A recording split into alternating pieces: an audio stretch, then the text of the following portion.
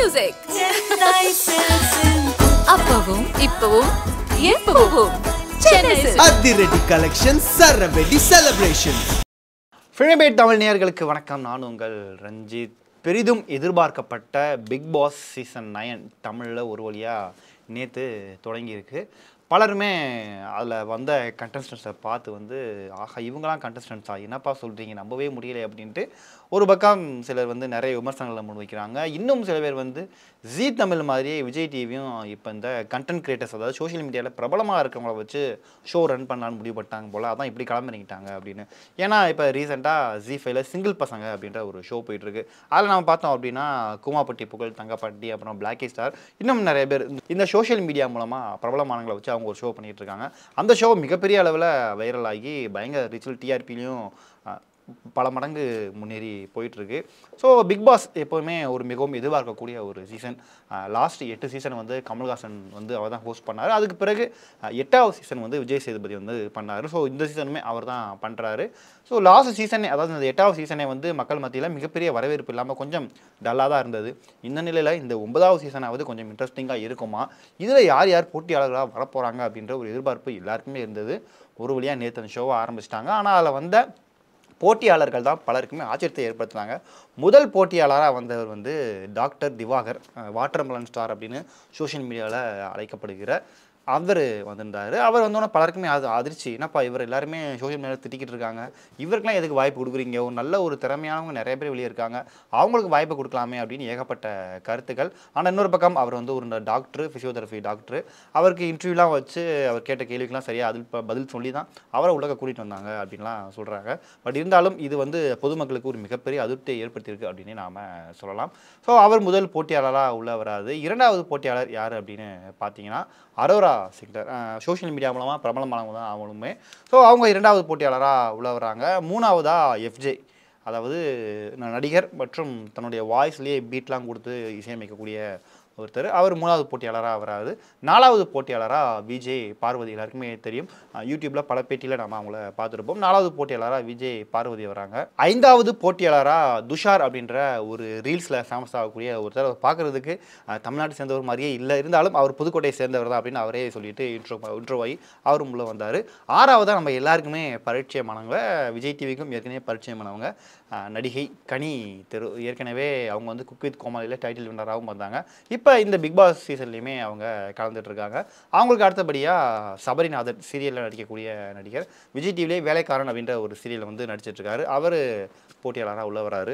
எட்டாவது போட்டியாளராக யாருமே எதிர்பார்க்காத இன்னொரு போட்டியாளர் உள்ளே வந்தார். அவர் தான் இயக்குனர் பிரவீன் காந்தி. ரட்சகன், ஜோடி அப்படின்னு பல படங்களை டைரக்ட் பண்ணியிருக்காரு. அது மட்டும் இல்லாமல் ரீசெண்டாக அவர் கொடுக்கக்கூடிய பேட்டிகளும் மிகப்பெரிய அளவில் வைரல் ஆச்சு. ஸோ அவர் 8வது போட்டியாளராக வராது. 9வது போட்டியாளராக கிமி, எல்லாருக்குமே பாதி பேருக்கு தெரியும் குக் வித் கோமாளி பார்க்குறவங்களுக்கு, ஏன்னா அது மூலமாகவே அவங்க பிரபலமானாங்க. ஸோ அவங்க உள்ள வராங்க. 10வது போட்டியாளராக ஆதிரை, சீரியல் நடிகை ஆதிரை வராங்க. 11வது போட்டியாளராக ஆடலும் பாடலும் நிகழ்ச்சிகள் மூலமாக பிரபலமான ஒருத்தவங்க. அவங்கள நம்ம நிறைய கோயில் திருவிழாக்கள் மற்றும் இந்த மாதிரி சின்ன சின்ன ஃபங்க்ஷன்லாம் பார்த்துருப்போம். அதில் ஆடக்கூடிய ஒருத்தவங்க தான் ரம்யா ஜோ. அவங்க 11வது போட்டியாளராக உள்ள வராங்க. 12வது போட்டியாளராக கானா பாடகர் வினோத் உலக வராது. 13வது போட்டியாளராக மாடலாக இருக்கக்கூடிய வியானா உலக வராங்க. 14வது போட்டியாளராக சீரியல் நடிகர் பிரவீன் ராஜ்தேவ் உள்ள வராரு. 15வது போட்டியாளராக தூத்துக்குடியை சேர்ந்த ஒரு பெண், சுபிக்ஷா குமார் அப்படின்றவங்க இந்த போட்டிக்குள்ளே வராங்க. 16வது போட்டியாளராக திருநங்கை அப்சரா உள்ள வராங்க. 17வது போட்டியாளராக நம்ம எல்லாருக்குமே பரிச்சயமான விக்கல்ஸ் விக்ரம் உள்ள வராரு. 18வது போட்டியாளராக தொகுப்பாளர் நந்தினி. 19வது போட்டியாளராக சீரியல் நடிகர் கம்ருதீன். 20வது போட்டியாளர் யாருமே எதிர்பார்க்காத சோஷியல் மீடியாவில் பிரபலமான அகோரி கலையரசன் அப்படின்னு மொத்தம் 20 பேர் இவங்க உள்ளே வராங்க.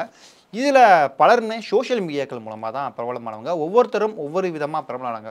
ஒருத்தவங்க நெகட்டிவிட்டி சம்பாரித்து பிரபலமானாங்க, இன்னொருத்தவங்க தங்களுடைய திறமை மூலமாக மிகப்பெரிய அளவு ரீச் ஆகி அவங்களுடைய ரீல்ஸ்லாம் வைரல் ஆகி இப்படி பாப்புலர் ஆகிறவங்க தான். ஸோ வாட்டர்மெலன் திவாகர் முதல் போட்டியாளர் வாட்டர்மெலன் திவாகர் ஆகட்டும், அதுபோல் கடைசி போட்டியாளர்கள் கலையரசன், நடுவில் அரோரா, விக்கல்ஸ், விஜய் பாரு அப்படின்ட்டு நிறைய பேர் சொல்லலாம். ஸோ முதல் நாள் என்ன நடந்தது அப்படின்னு பார்த்தீங்கன்னா 20 பேர் உள்ளே போயிட்டாங்க. ஆட்டோமேட்டிக்காக வாட்டர்மெலன் திவாகர் எல்லாத்தையும் போய் யாரும் தெரியுதா, நான் தான் நடிப்பு அரக்கன் அப்படின்னு நடிச்சு கட்டுறதாகட்டும், பிரவீன் காந்திகிட்ட போய் சார் எல்லாருக்குமே இவங்களாம் ரொம்ப வருஷமாக இருக்காங்க, நான் ஒரு வருஷத்துலேயே இவ்வளோ பெரிய பாப்புலர் ஆகி வந்துட்டேன்னா பாருங்களேன் சார் அப்படின்னு.